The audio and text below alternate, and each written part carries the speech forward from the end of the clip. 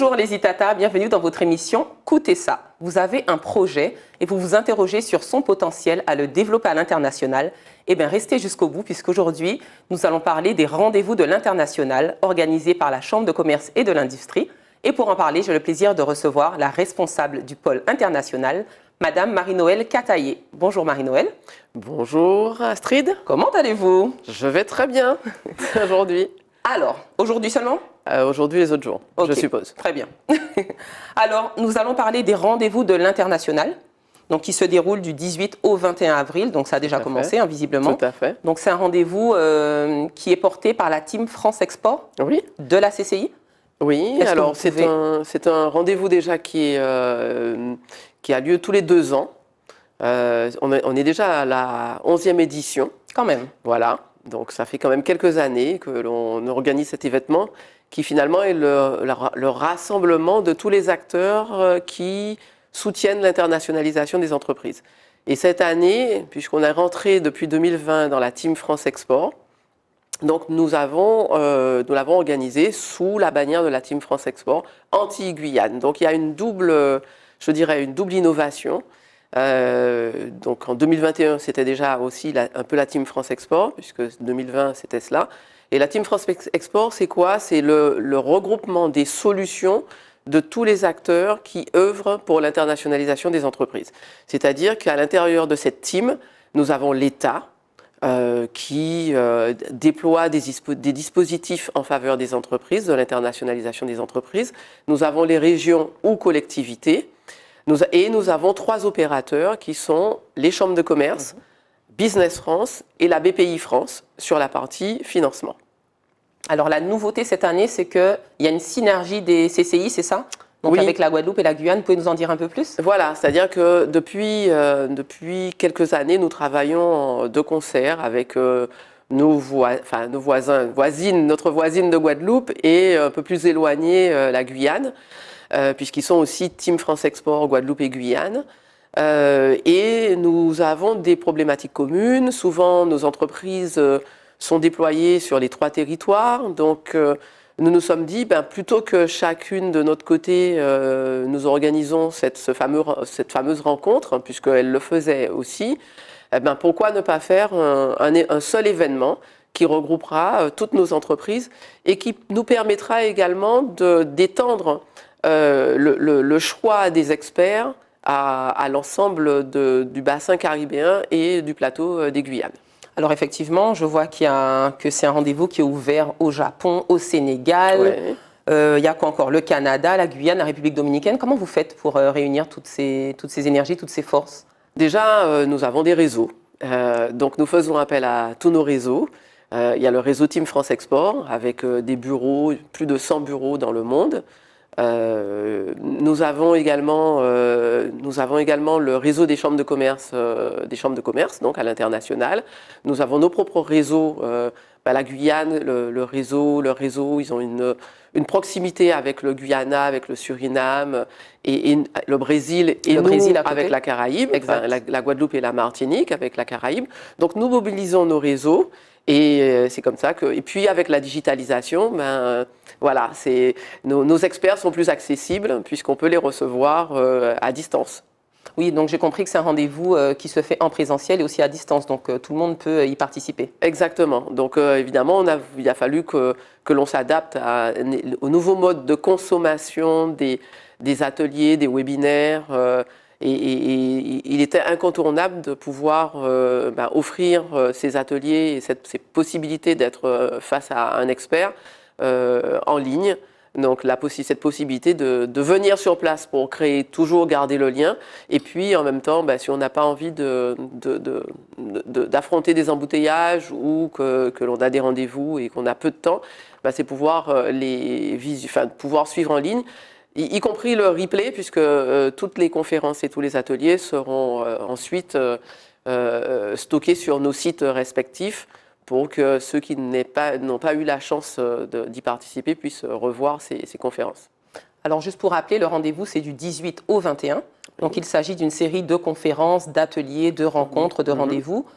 qu'est-ce qu'on y fait en fait en tant que chef d'entreprise? On y va pourquoi? Déjà, dans un premier temps, on y va pour prendre de l'information, puisque souvent, on n'a pas le temps d'aller, et puis on ne sait pas quelquefois où trouver cette information. Donc, en un seul lieu, puisqu'on est guichet unique, en un seul lieu, les entreprises ont accès à toute cette information, et en plus des informations à jour.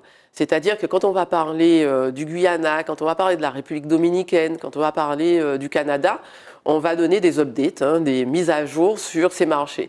Quand on va parler de l'accord de partenariat économique entre l'Union européenne et le Canada, on va parler de cet accord, mais avec les mises à jour. On va parler de la République dominicaine, puisque c'est une thématique spécifique au marché public. En ce moment, quels sont les grands projets qui sont lancés en République dominicaine et quelles sont les opportunités pour nos entreprises pour répondre à ces marchés. Donc voilà, c'est prendre de l'information à jour et en un seul lieu.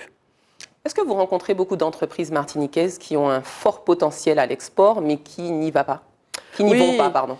Oui, tout à fait. Nous en avons qui n'osent pas. Alors déjà, pour des raisons qui sont assez simples, elles n'ont pas le temps de prendre du recul pour pouvoir réfléchir ou se projeter sur un développement à l'international.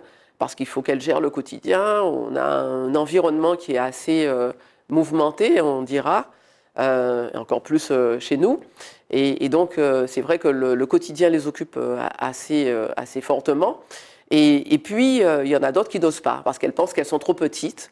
Alors que ce matin, on avait cette conférence sur les marchés publics en République dominicaine. Et l'intervenante, qui est de Business France Canada, disait, parce qu'elle s'occupe des marchés publics, et elle disait qu'il y a des dizaines de milliards d'euros qui sont lancés en achat par les Nations Unies, et ça peut être de très petits marchés, donc accessibles à de très petites entreprises. Ça peut être dans le domaine de la formation, ça peut être dans le domaine d'une expertise en particulier. Donc on a ce complexe et il faut qu'on soit décomplexé par rapport à la taille, parce qu'il y a des ouvertures pour tous, pour peu qu'on s'y prépare. C'est un point très important sur lequel on met l'accent, c'est la préparation des entreprises, parce qu'on ne va pas à l'international comme on va en voyage. On est d'accord, on ne va pas à l'international. Et même en voyage, on prépare. Tout à fait. Justement, comment la CCI, traditionnellement, au-delà des rendez-vous de l'international, comment la CCI accompagne ces entreprises à l'international ou à la Caraïbe, tout simplement? Oui, en fait, nous avons des conseillers. Donc, une entreprise qui a effectivement envisage de se projeter sur l'international, elle vient nous voir. On va réaliser ce qu'on appelle un diagnostic export. Donc, on va regarder sa capacité à pouvoir aller à l'international. Et ça sera un état des lieux, une photographie du fonctionnement de l'entreprise et de ses moyens humains, moyens financiers, son capital, ses ressources, toutes ces ressources. Donc, cette photographie qui va nous permettre de dire, oui, il y a un go ou il y a un no-go.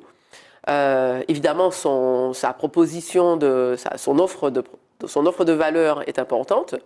Sa proposition de valeur est importante, puisqu'il faut qu'elle ait quelque chose à vendre. Ce n'est pas forcément un produit, ça peut être aussi de l'immatériel. Mais tout ça, ça va être pris en compte dans l'analyse, dans le diagnostic de cette entreprise. Et ensuite, avec elle, nous allons faire ce qu'on appelle une sélection de marché.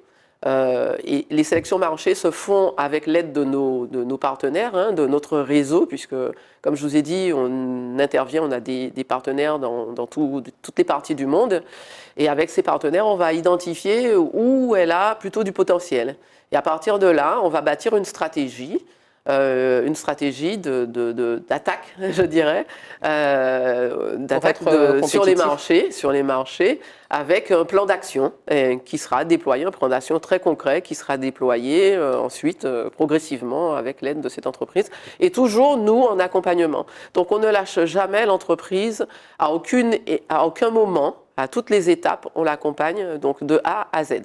Donc, elle n'est jamais livrée à elle-même. D'accord. Par rapport à ces rendez-vous de l'international, est-ce qu'il s'agit d'entreprises qui ont juste des projets ou qui ont déjà des vues, qui ont déjà un gros potentiel à l'international, où je peux juste arriver en tant qu'entreprise en disant j'ai une idée, et j'aimerais la tester ou savoir quel est son potentiel. Est-ce que ça, c'est possible? Oui, c'est possible. Alors déjà, l'idée de ce regroupement une fois tous les 2 ans, c'est pour apporter de l'information. Donc, quelqu'un qui n'a pas encore envisagé l'international, elle peut venir juste prendre de l'information pour se dire, tiens, je vais écouter et voir ce qui se dit, quelles sont les opportunités, et peut-être que, même si je ne me sens pas prête maintenant, je vais pouvoir me préparer. Parce que le diagnostic sert à ça aussi. C'est à dire à l'entreprise, voilà, vous n'êtes pas encore prête, il faut corriger ceci, cela, les ressources humaines, la stabilité financière, et ensuite, voilà, dans 1 an, vous serez prêt. Ou alors parce que votre produit n'est pas encore adapté au marché en question, donc il faut vous préparer.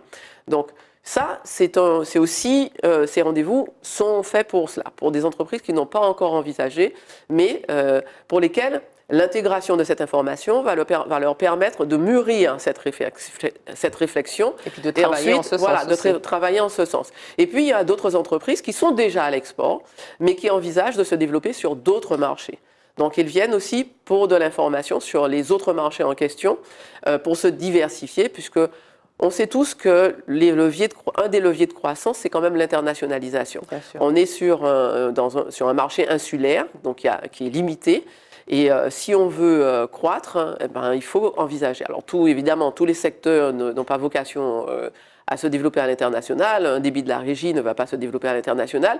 Mais par contre, beaucoup de services, pour peu qu'ils aient une vraie valeur ajoutée, ils apportent une vraie valeur ajoutée sur un marché. Et ce qui peut ne pas être vrai sur un marché peut l'être sur un autre marché. Et c'est là qu'il faut se décomplexer et se dire, mais il faut regarder où j'ai des niches, où il y a des niches et où je peux effectivement me développer. Par rapport à des entreprises qui sont réticentes par rapport au blocage de la langue, est-ce que vous accompagnez aussi à ça? Oui, bien sûr. Il faut savoir qu'une entreprise, alors pour un chef d'entreprise, ça peut être fastidieux de reprendre l'anglais, surtout s'il n'a jamais aimé parler une langue où il n'est pas à l'aise. Toutefois, on connaît maintenant, nous avons des jeunes qui voyagent, qui ont étudié à l'extérieur, à l'étranger. Donc il y a la possibilité d'avoir une ressource humaine compétente en langue, mais pas que, parce que quand on va chercher une ressource humaine, on ne regarde pas uniquement la langue, on regarde son potentiel global. On regarde si elle est en capacité de conduire une prospection, on regarde si elle est en capacité de conduire un marketing international. Enfin, il y a toutes sortes de compétences et d'habiletés qu'un jeune peut avoir en dehors de sa capacité linguistique. Donc, et on aide, il y a des accompagnements. Et à l'heure actuelle, ce que je veux dire, et c'est très important, il y a tous les dispositifs. On est dans une période où tout concourt à la réussite d'une entreprise à l'international. Parce que tous les acteurs que j'ai cités au début ont des dispositifs qui vont accompagner les entreprises, non seulement sur la prospection, sur l'identification de marché, quelquefois sans se déplacer, parce qu'il y a des étapes qui sont comme le test sur offre, où on va aborder des prospects sans se déplacer, et on va se déplacer uniquement si on a fait des touches. Et puis, il y a d'autres dispositifs qui vont financer cette ressource humaine.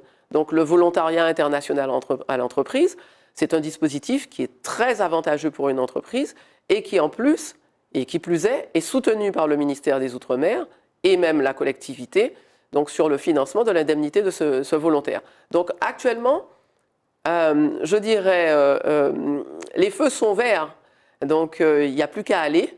Évidemment, il faut se préparer, donc passer par la Team France Export, que ce soit en Guadeloupe, en Martinique, en Guyane ou même à La Réunion, puisqu'il y en a une également, pour bien se préparer et aller prospecter. D'accord, vous avez des retours des anciennes éditions, en tout cas des entreprises qui ont testé l'international ou tenté suite aux précédentes éditions?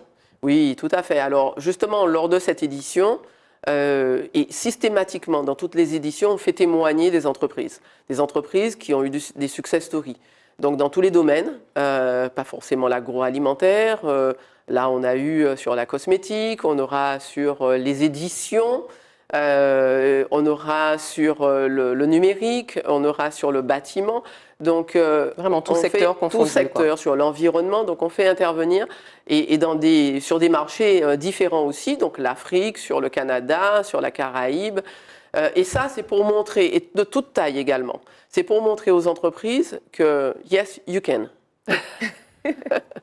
Très bien. On peut encore s'inscrire à ces ateliers, même si c'est déjà en cours, parce que c'est du 18 au 21. Est-ce que c'est encore possible pour Bien sûr. une entreprise qui voit cette émission, qui souhaiterait y aller? Il reste encore 2 jours, donc c'est toujours possible sur le site de la CCI Martinique. D'accord, donc si vous êtes martinique.cci.fr. Si en Guadeloupe on nous regarde, ce sera sur guadeloupe.cci.fr et guyane.cci.fr. Et vous pouvez vous inscrire aux ateliers, y compris aux rendez-vous, parce que pour certains rendez-vous, il reste encore de la place. Donc vous avez la possibilité de rencontrer les experts qui sont intervenus, leur poser des questions, et puis ensuite poursuivre plus longuement à l'occasion d'autres rendez-vous. Mais c'est possible d'encore s'inscrire et de venir sur place ou de suivre en ligne. Voilà, tout ça, ne pas hésiter pour pouvoir s'envoler à l'international beaucoup plus confiant. Voilà, le monde ouvre ses portes. Il ne nous attend pas, je précise. Il ne nous attend pas parce que le monde ne nous attend pas. Mais il nous ouvre ses portes.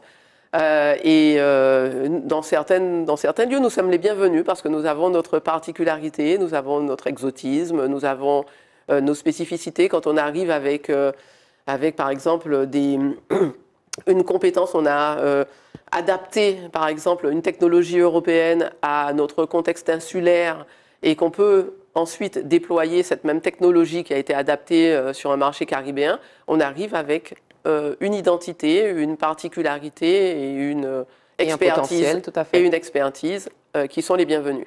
Très bien. Voilà. Malheureusement, on va devoir se quitter, Mme Kataye. J'espère qu'on va retrouver les entreprises demain et après-demain chez nous.